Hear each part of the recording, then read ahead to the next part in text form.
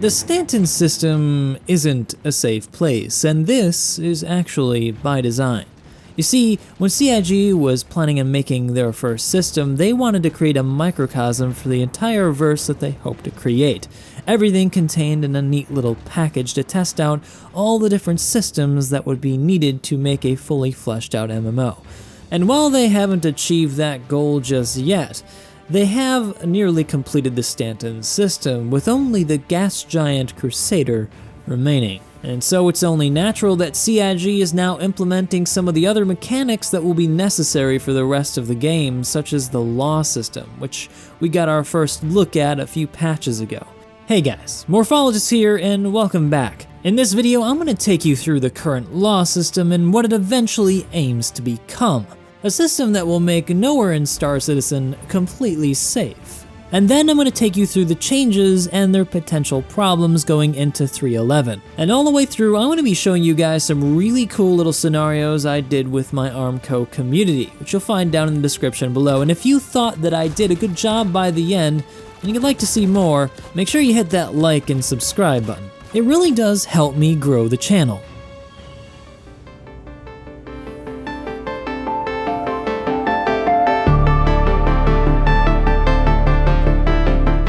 In the current form of Star Citizen, all major stations and cities are like every other MMO. You fly down to them to purchase your goods, and they're located within a safe zone, so you can be rest assured that you're not going to be killed by another player just randomly. But this is not the vision of the Star Citizen universe that Chris Roberts and CIG have for its final form. When complete, Star Citizen will have no safe zones.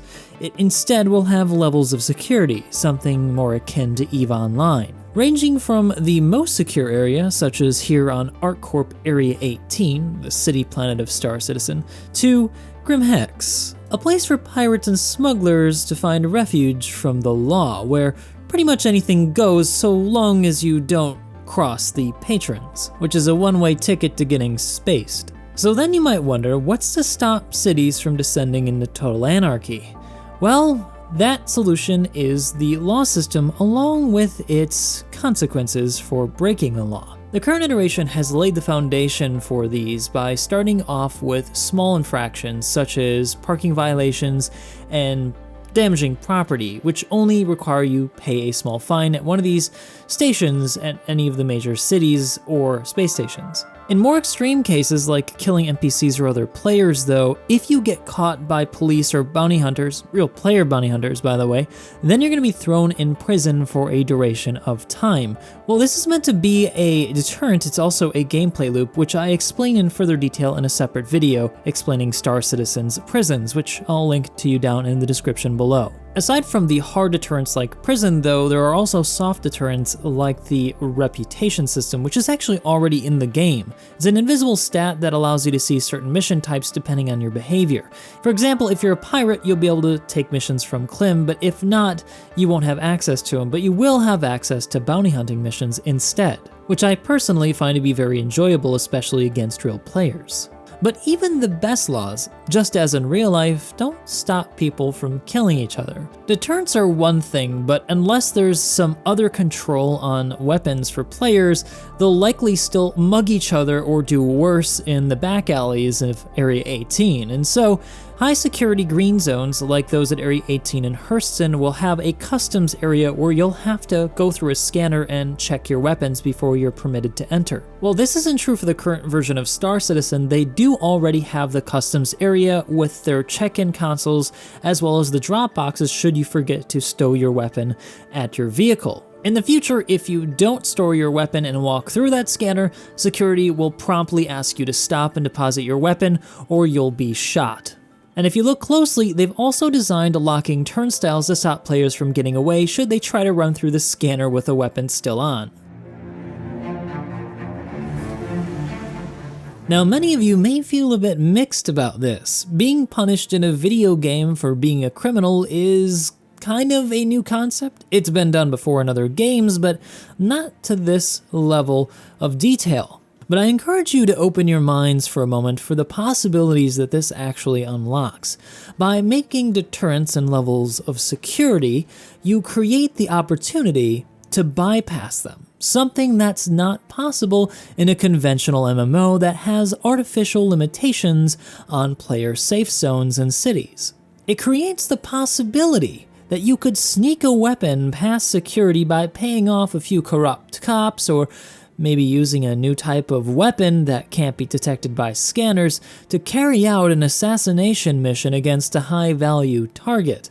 Or on the flip side, imagine that you're a bounty hunter who's got a permit to take their weapon into a green zone to find a criminal that's hiding in and amongst the civilians, and you catch them mid-sale in an arms deal to another client. But these are just some of the implications of what would be possible with such a system, and I'm sure you guys could think of some more interesting ideas, which I encourage you to share down in the comment section below. But this leads us now into the final part of the video, where we talk about the next patch, 3.11, and how that's going to bring us closer to this goal. In 3.11, major ports and space stations will be the first to see a relaxation of safe zones, meaning that you can engage other players within the confines of what was traditionally a locked weapons area. They will be protected, however, by a number of additional deterrents, more than what we currently have, which are just a few size 5 turrets on the pads. They'll be introducing an array of turrets that are about the station's exterior, including floating sentries that will have size 5s as well. They're even adding up to size 10s, which, if you don't know, are capital ship class weapons capable of taking out capital ships, so think of what they're going to do to your ship if they hit you. In addition, there will be more security ships that spawn in response to aggression near stations and high security areas that will continually grow as you commit more crimes.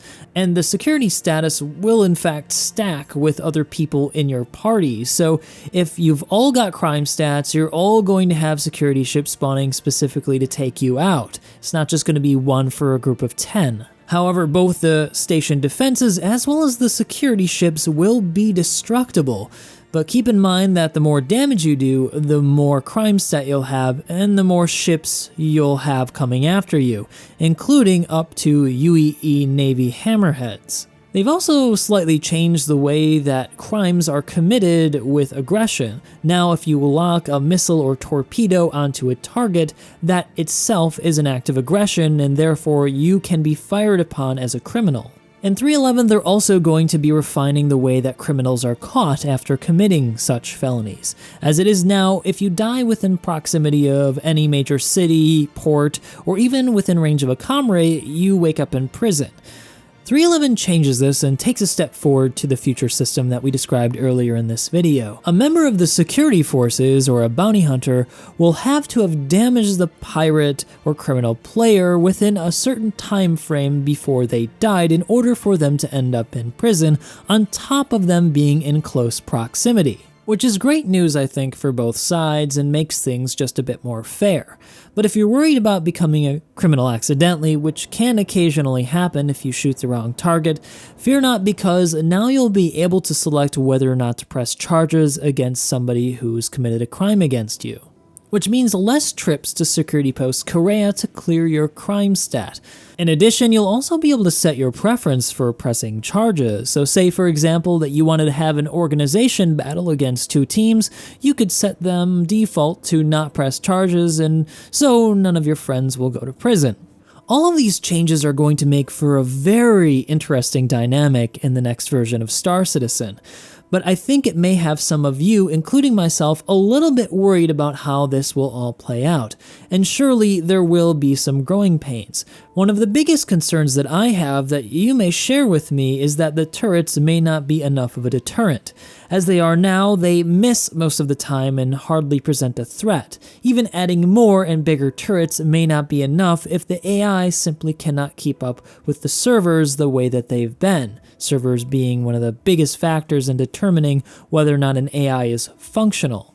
Even more concerning, though, are the completely exposed pads that most stations currently have. And that means that many of us who are flying smaller ships may find ourselves very exposed to people who may want to get a quick shot off on us before they blast away out of the fire range of the turret. And if you don't know, even a size 1 weapon on a ship is capable of killing somebody even indirectly in one shot. I think this potential issue may be able to be resolved by simply requiring players to power their weapons off while in a armistice zone, which would give both players as well as the defenses on a station time to respond if a player is powering weapons to shoot somebody off a pad.